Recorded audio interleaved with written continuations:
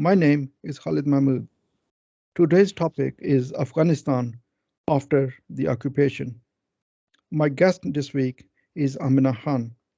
She is a director at the Center for Afghanistan, Middle East, and Africa at the Institute of Strategic Studies, Islamabad. Welcome to Restoring the Mind, Amina. Thank you for having me. The last time we talked was in September of 2021. The occupation had just ended. Now we should be able to get a bit clearer picture of challenges facing Afghanistan. I want to start with the relationship between Pakistan and Afghanistan.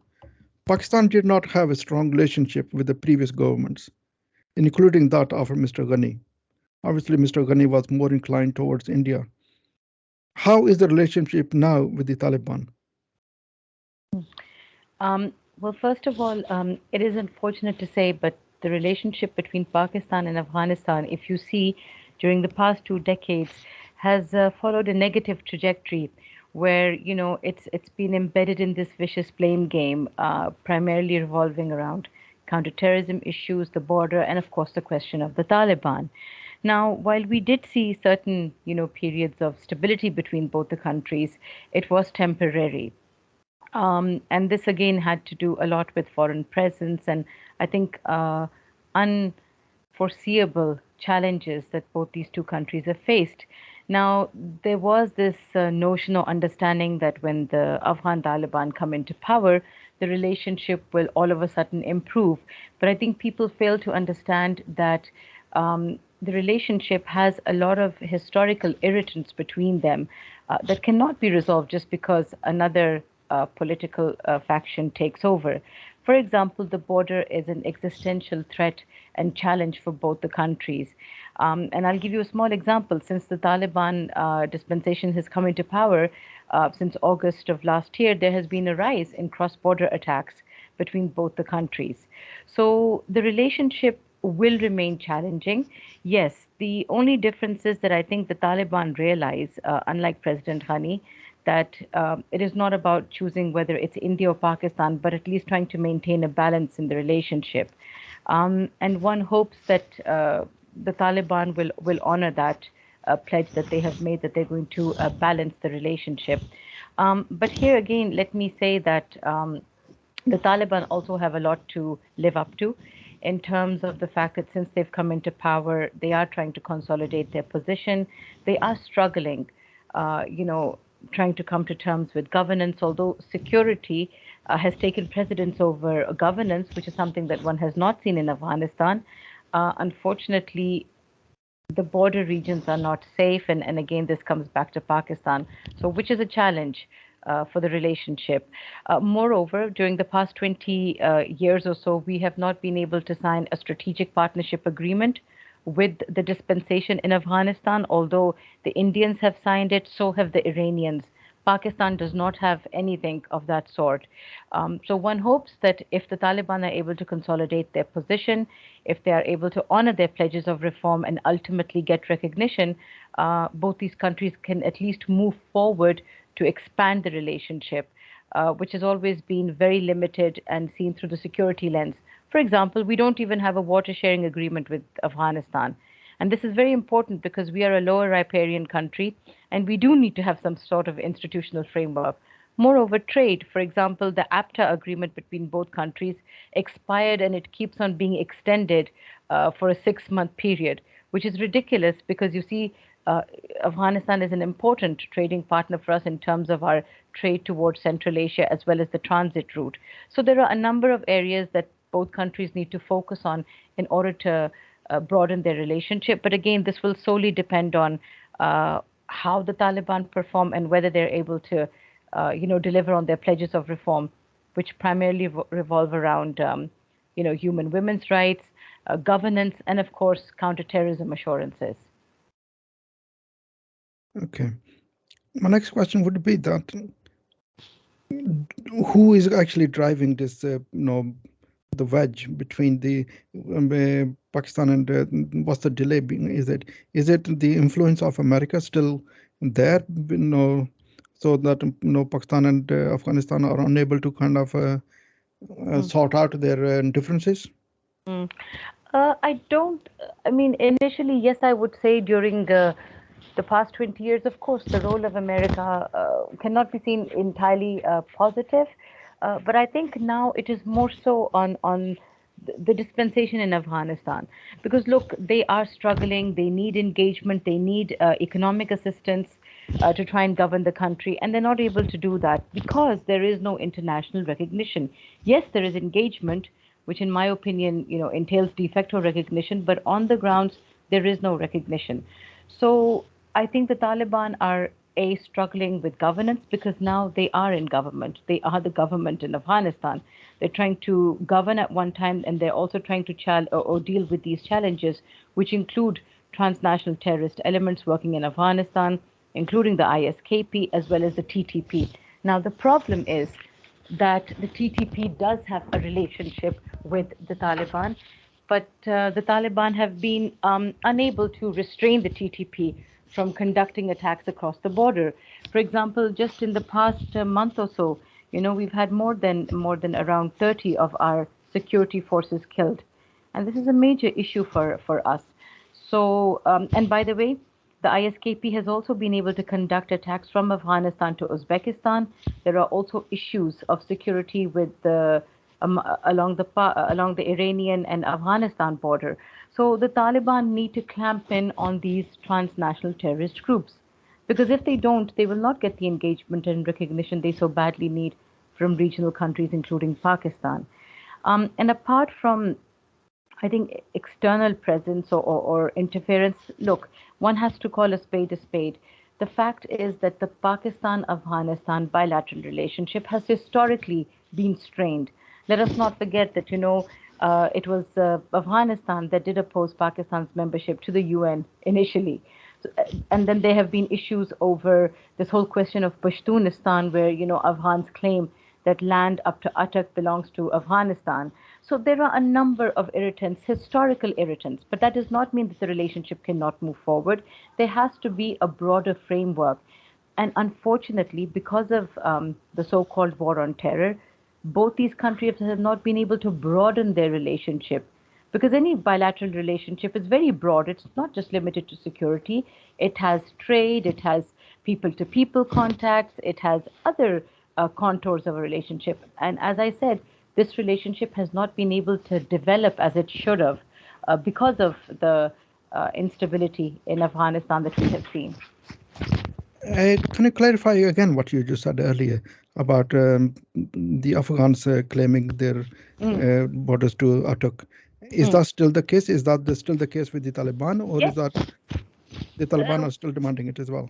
right. Well, to be very honest with you, the so-called Pak-Afghan border, we call it the Durand Line, this is an issue that is internationally accepted as the legal border between Pakistan and Afghanistan.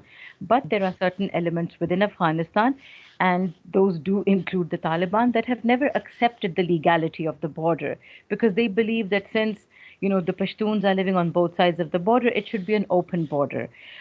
So yes, this has been problematic, and it's very interesting here that it has always been the non-Pashtuns that have accepted the border. So this is an issue that has existed since independence. But my take on this is that we do not need formal recognition from the Afghans to accept the border, because I do understand it would be political suicide for any politician in Afghanistan to accept the border. So therefore, Pakistan should continue to do what it does, whether it's border management, whether it's creating more. I mean, fences is not the ideal solution, but border management on its side of the border, and we don't need an acceptance from the Afghan side because it is an international border. And this is, the Afghans always say that, well, the border agreement between them, King Abdul Rahman, and the British ceased to exist the day the subcontinent was partitioned. But actually, being a successor state of the British, that agreement continues. So the border, it's a legal border for us, whether the Afghans accept it or not. Yes, we should not divide families on both sides. We should make this border into a border that is more easily, manageable, where people can move to and fro. But there has to be legal movement, because I don't know whether you know or not, but since independence, this border has always been open, and people have been allowed to move to and fro without any legal documents. The first time Pakistan introduced visas was in November 2019. Apart from that, people have been moving to and fro.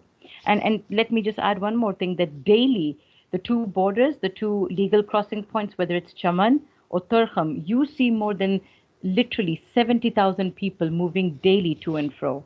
So that just shows you, how important this border is, and how important border management is, particularly in terms of terrorism for both the countries. Has Pakistan's investment in Afghanistan increased since last year? Look, since the country, since the Taliban took over in Afghanistan, you do know that international aid has completely come to a standstill. And let us not forget the Afghan economy was 99% dependent on international presence. Now, in such a situation, you do know that there's a looming humanitarian crisis.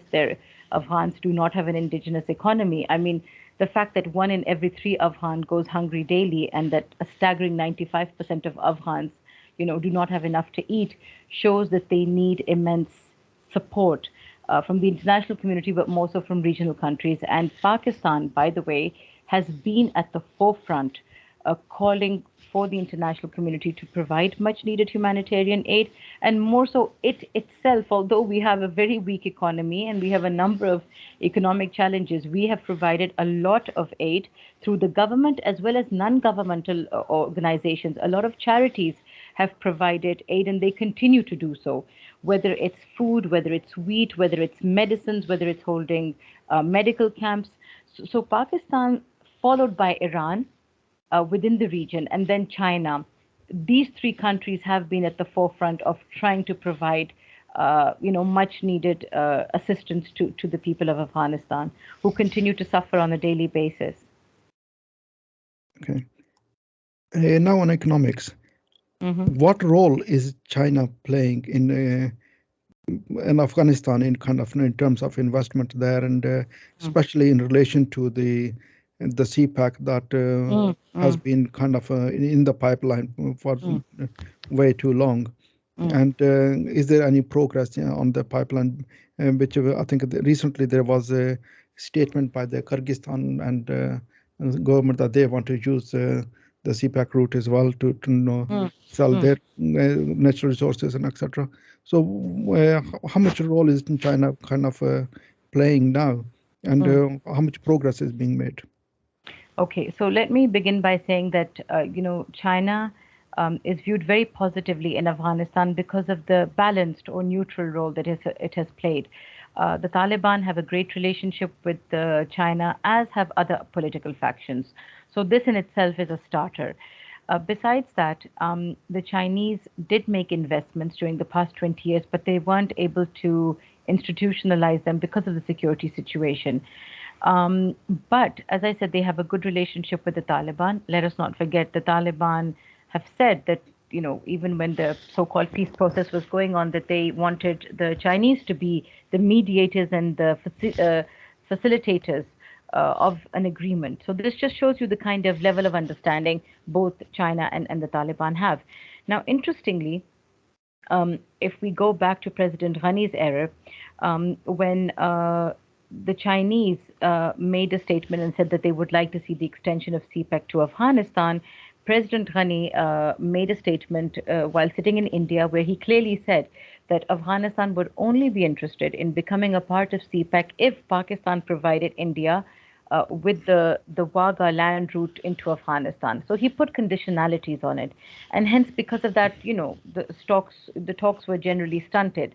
But the Taliban, before coming into power and even now, have been very, very, open, and they've been rather advocates of regional connectivity and infrastructure, and they have been asking the Chinese to extend CPEC to Afghanistan, and they have also assured its security. Moreover, the Taliban have also been in talks with Turkmenistan regarding TAPI, and they have also said that they will provide security for the TAPI pipeline. So I think these are very important developments, because you see, the region that we are in is challenged by a number of problems, including political and bilateral differences. But if we are able to create economic interdependence within the region, I think this reduces the chances of conflict. And the Taliban are very shrewd. They know that at the end of the day, Afghanistan, even though it's landlocked, but it can provide or it can become that regional roundabout that can, earn itself quite a lot of money in terms of tariffs and whatnot. And from Pakistan via Afghanistan, CPEC can go to, the larger route, which is the BRI, which then extends to Central Asia and so on. So I think Afghanistan can play that vital role and bringing regional connectivity. And very recently, in the trilateral between China, Pakistan, and Afghanistan in China, this was agreed again that work would start on CPEC's extension to Afghanistan under the larger BRI. So I think the Taliban also realized that the Chinese can provide that much needed economic assistance that no other regional country can. And I think the Taliban also realized that the international community are not going to step in. If it's one country that can provide that, that is the Chinese. And the Taliban, um, I think the Taliban will deliver on this front because it will not only create much needed, economy, but it will generate jobs, it will generate revenue, which Afghanistan so badly needs at the moment. What is the delay on Pakistan on Pakistan side between Pakistan and China on the CPEC? I mean, there have been news that there's been delays and etc. And the China is not happy with the progress or the pace of the progress, etc. So why the delays and why is the government kind of has the government been putting obstructions in there? What's going on with this whole scenario of CPEC? Well, the CPEC, it is in the second phase. So in that sense, it is a positive development. But yes, you are right.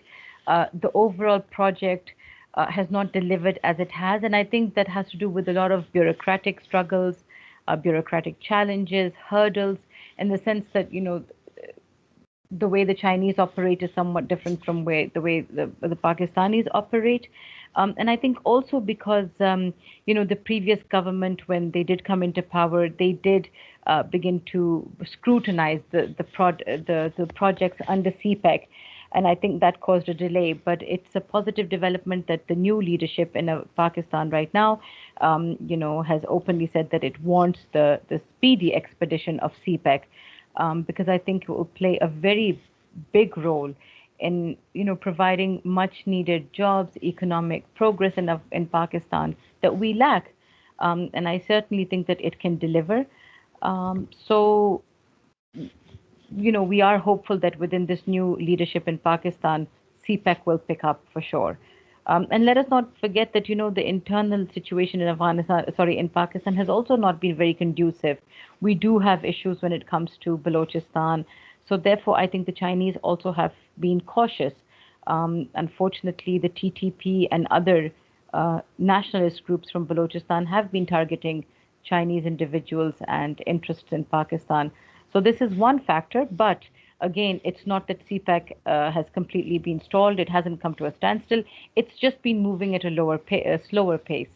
But as I just said, within this, the new leadership, one hopes that CPEC will pick up, and it will hopefully achieve the third phase, hopefully within this year or the beginning of next year.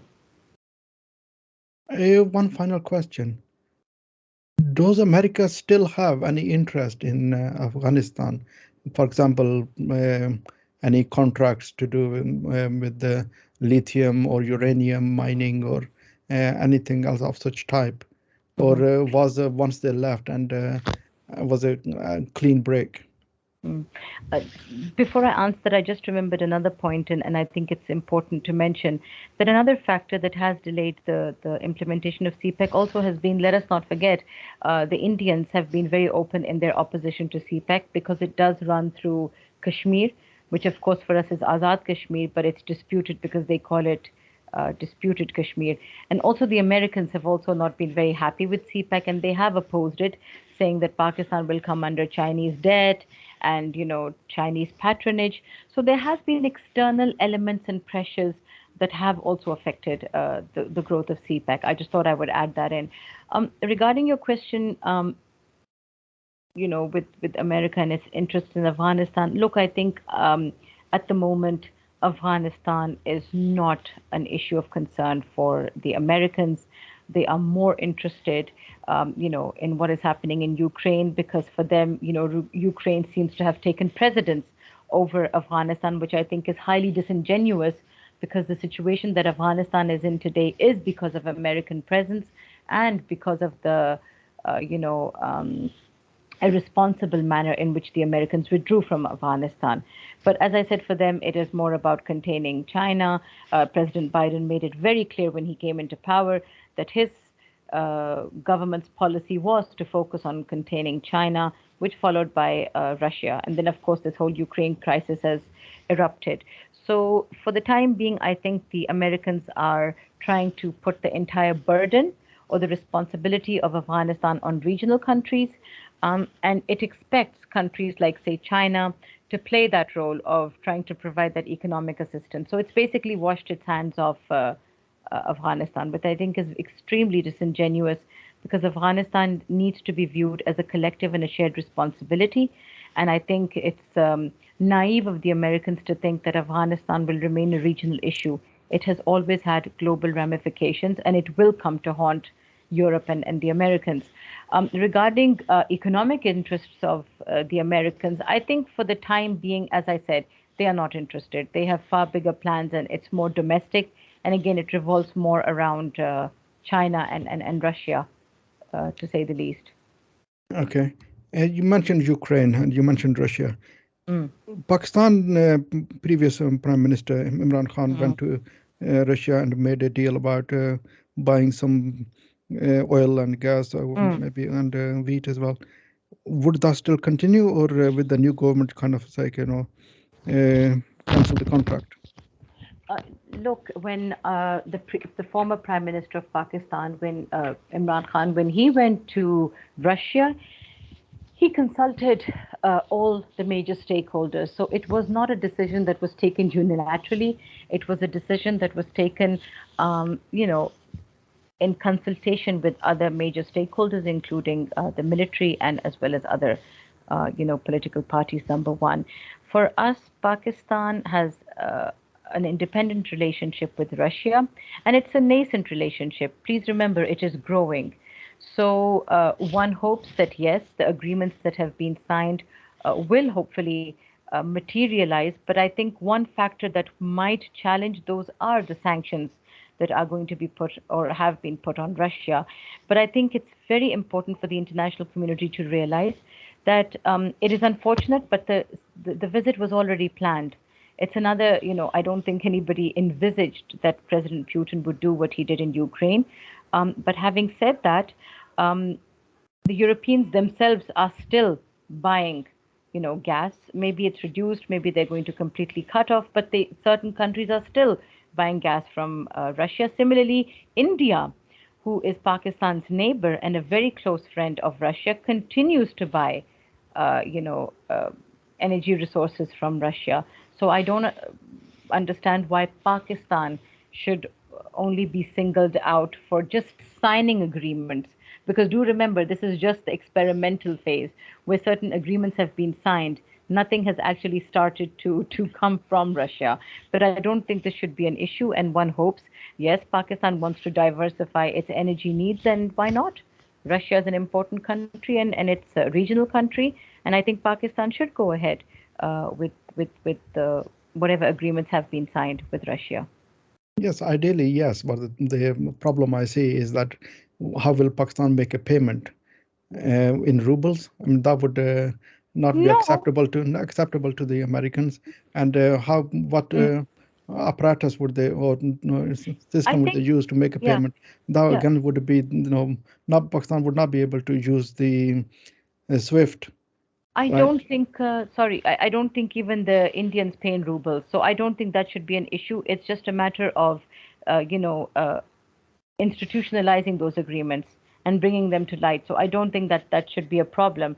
Certainly, there is international pressure, but I think, as I said, if India can diversify its energy needs by going to a host of countries, I think Pakistan should also be able to do this. Sure, I agree. I think that was more or less my last question. And do you have any last thoughts you want to add? No, I think I've said Yes, sir. already enough. Okay. Yeah. Thank you very, very much. All And right, and I hope pleasure. this time your listeners will find this interview to be slightly more interesting than it It was is. It is. last time. Do you want to tell them how they can actually see your work or read your writings, etc.? Ye- Where Yes, they of can find?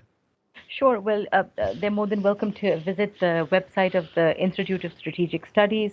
The center that I head is quite diverse, where we focus on Afghanistan, the Middle East, and Africa. But my forte is Afghanistan, so all my publications, both international and domestic, are available on the website. And we do a number of conversations on Afghanistan. Let me just tell your viewers where we engage with Afghan politicians. And we've had interviews with Afghan politicians from President Ghani, Dr. Abdullah, Kareem Khalili, to the current interim foreign minister, Mr. Mutaki, and all these public talks are available on our website. So I do encourage your viewers to see what we do in Pakistan and the kind of research we do on Afghanistan. Thank you very, very much. Thank Thank you. you.